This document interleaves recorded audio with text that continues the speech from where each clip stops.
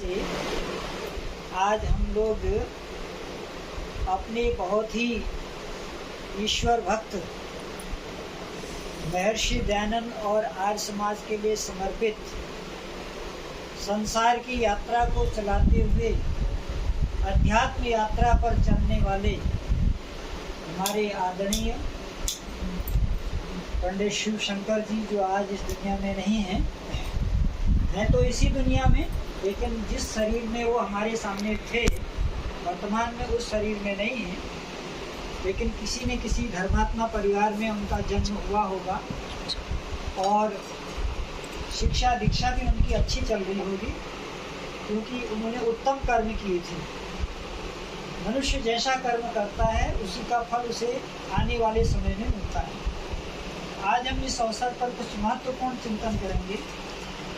संसार में दो प्रकार का ज्ञान है, एक है अच्छा ज्ञान और एक है सच्चा ज्ञान। तो अच्छा ज्ञान तो बहुत लोगों के पास है, परंतु सच्चा ज्ञान कभी कभी मिलता है। जिन्होंने वेद आदि शास्त्रों को नहीं पढ़ा है उन्हें कभी सच्चा ज्ञान नहीं मिल सकता। दुनिया में दो प्रकार के मनुष्य हैं, एक है अच्छे मनुष्य और एक है सच्चे मनुष्य। तो अच्छे मनुष्य बहुत मिल जाएंगे, लेकिन सच्चे मनुष्यों का मिलना बहुत दुर्लभ है। ये जो मानव शरीर हमको मिला है परमेश्वर की बड़ी कृपा से मिला है। कहते हैं संसार में वो इंसान बड़ा भाग्यशाली होता है जिसके तीन गुरु होते हैं। पहली गुरु माता, दूसरा गुरु पिता और तीसरा गुरु आचार्य। तीन गुरु इसलिए कहा है क्योंकि ये संसार नश्वर संसार है। जिसने जन्म लिया है उसकी मृत्यु होती है। तो कभी कभी ऐसा होता है हमारे पास तीनों में से एक गुरु नहीं रह पाता या दो गुरु नहीं रह पाते, तो एक न एक गुरु तो विद्यमान रहता ही है। तो जिस परिवारों में ये व्यवस्था है कि वो अपने माता पिता और आचार्य से प्रेरणा लेते हैं, वो परिवार सदा फलते फूलते हैं। लेकिन एक बात ध्यान रखना, जिस परिवार में आचार्य भी न हो, माता भी न हो, पिता भी न हो, वह परिवार कभी भी अधर्म के रास्ते पर चल सकता है। इसलिए अपने घर को सद्गुणों से भरपूर रखने के लिए माता पिता और आचार्य में से किसी न किसी को अपने से ऊपर रखना चाहिए, क्योंकि निरंकुश व्यक्ति कभी भी अधर्म के रास्ते पर जा सकता है।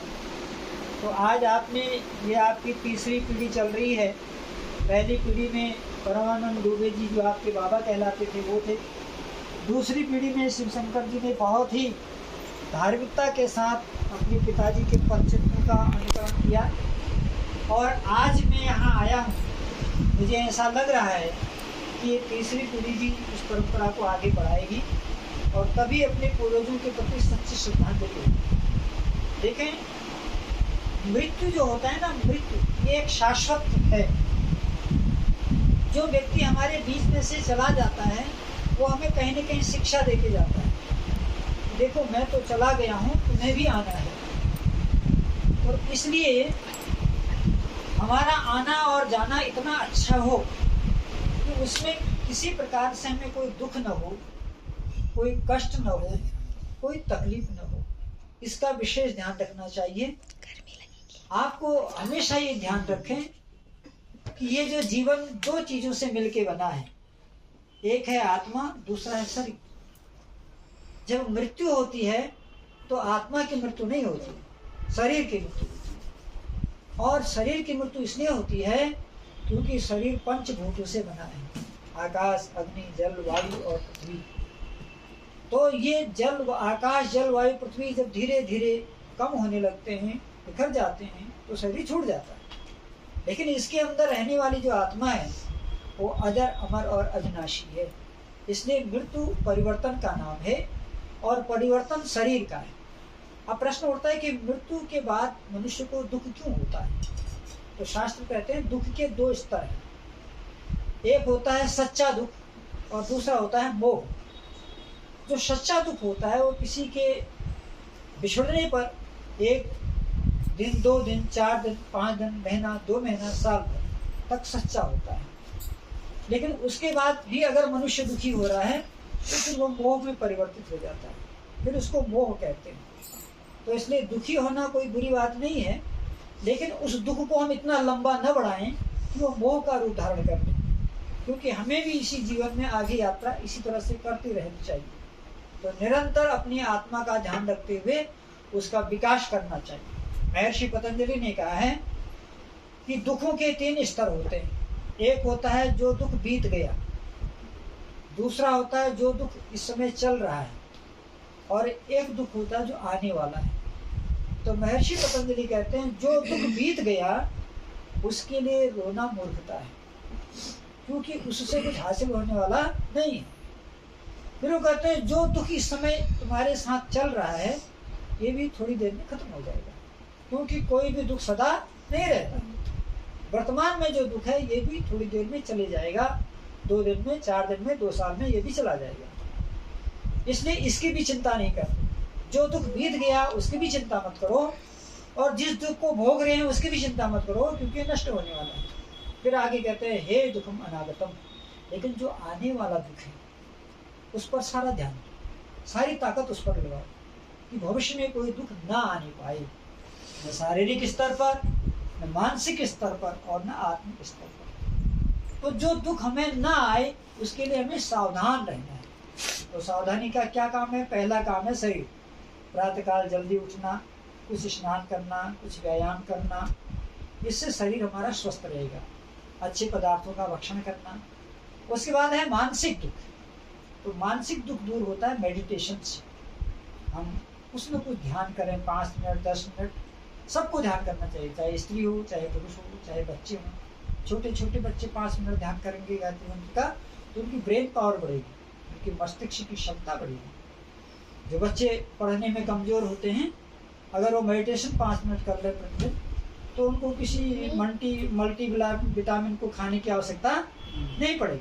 गायत्री मंत्र में इतनी पावर है, उसकी जो वेव्स हैं, उसकी जो किरणें हैं, वो हमारे मस्तिष्क के डस्ट को दूर करती है। जैसे हम मकान में पॉलिश लगाते हैं, दरवाजे पे पॉलिश लगाते हैं, तो गायत्री मंत्र हमारे मस्तिष्क में पॉलिश लगाता है, इसलिए उसका पाठ करना चाहिए।